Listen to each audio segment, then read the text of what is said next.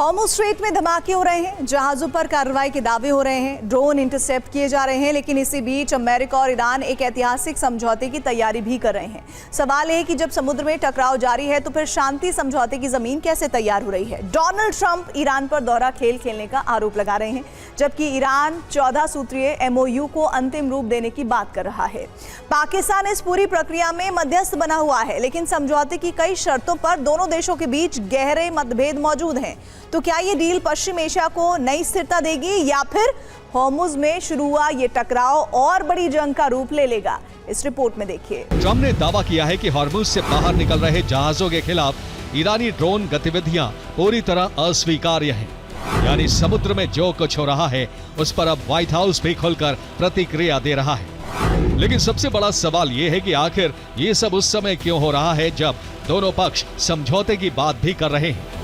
ऐसे में सवाल उठता है कि अमेरिका और ईरान वास्तव में समझौते के करीब हैं या फिर समझौते से पहले दोनों पक्ष आखिरी बार अपनी अपनी ताकत दिखा रहे हैं।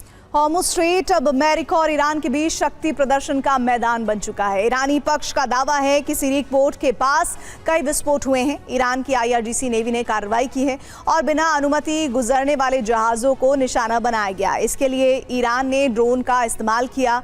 वहीं दूसरी तरफ अमेरिकी सेना की ओर से सेंटकॉम नाकेबंदी लागू करने का दावा कर रहा है। अमेरिकी पक्ष के मुताबिक 139 जहाज़ों का रूट बदला गया है और 9 जहाज़ों पर हमला करके उन्हें आगे बढ़ने से रोका गया है। अमेरिका और ईरान के बीच जिस प्रस्तावित शांति समझौते पर बातचीत चल रही है उसे इस्लामाबाद मेमोरेंडम का नाम दिया गया है। इस पूरी प्रक्रिया में मध्यस्थ की भूमिका निभाने के लिए पाकिस्तान के प्रधानमंत्री शहबाज शरीफ स्विट्जरलैंड पहुंच गए हैं। उनके साथ पाकिस्तान के विदेश मंत्री मोहम्मद इस्हाक डार स्विट्जरलैंड गए हैं। लेकिन बड़ी बात यह है कि जिस समझौते के लिए पाकिस्तान मध्यस्थता कर रहा है उस समझौते पर दस्तखत कैसे होंगे, इसी बात पर विवाद हो गया है। उधर ईरान के विदेश मंत्री अब्बास अरागची ने पुष्टि की है कि 14 सूत्रीय MOU पर बातचीत अंतिम चरण में पहुंच चुकी है। अरागची के अनुसार ये समझौता 2 चरणों में आगे बढ़ेगा। पहले चरण में परमाणु मुद्दों को शामिल नहीं किया गया है। ईरानी नेतृत्व का दावा है कि दस्तावेज लगभग तैयार है, लेकिन अंतिम मंजूरी अभी बाकी है और आखिरी क्षण तक बदलाव संभव है। अगर समझौता इतना करीब है तो फिर अड़चन कहां है? दरअसल अमेरिका और ईरान के बीच कम से कम 5 बड़े विवाद हैं। विवाद नंबर 1, हॉर्मुज़ स्ट्रेट का नियंत्रण किसके हाथ में रहेगा? विवाद नंबर 2, ईरान के परमाणु कार्यक्रम का भविष्य क्या होगा? विवाद नंबर 3, 2400 करोड़ डॉलर की फ्रीज संपत्तियों का होगा क्या? विवाद नंबर 4, युद्ध का खर्च और मुआवजे का सवाल कैसे सुलझेगा? और विवाद नंबर 5, लेबनान और हिजबुल्लाह को लेकर क्या अंतिम फैसला होगा?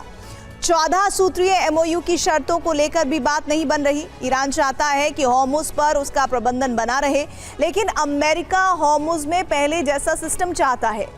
ईरान चाहता है कि हॉर्मुज़ में सर्विस शुल्क लागू हो, लेकिन अमेरिका को हॉर्मुज़ में कोई शुल्क मंजूर नहीं है।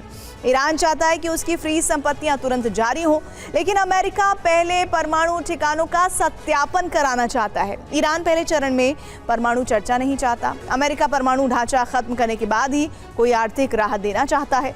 ईरान ये भी मांग कर रहा है कि समझौते के तुरंत बाद उसकी फ्रीज की गई 2400 करोड़ डॉलर की संपत्ति में से आधी रकम तुरंत जारी करनी होगी।